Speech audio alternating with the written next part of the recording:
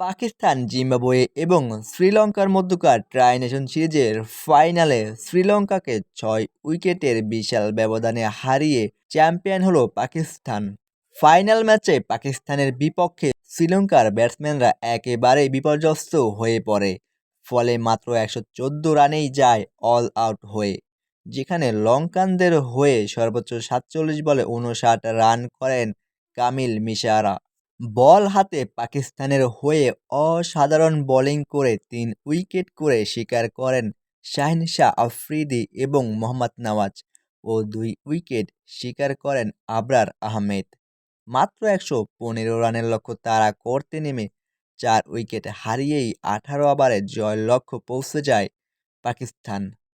যেখানে পাকিস্তানের হয়ে সর্বোচ্চ ৩৪ বলে ৩৭ রান করেন বাবর আজম, ৩৩ বলে ৩৬ রান করেন সাইম আইয়ুব এবং ২২ বলে ২৩ রান করেন শিহাবজাদা ফারহান এবং লঙ্কানদেরকে ৬ উইকেটের বিশাল ব্যবধানে হারিয়ে ট্রাই নেশন সিরিজে চ্যাম্পিয়ন হলো তারা।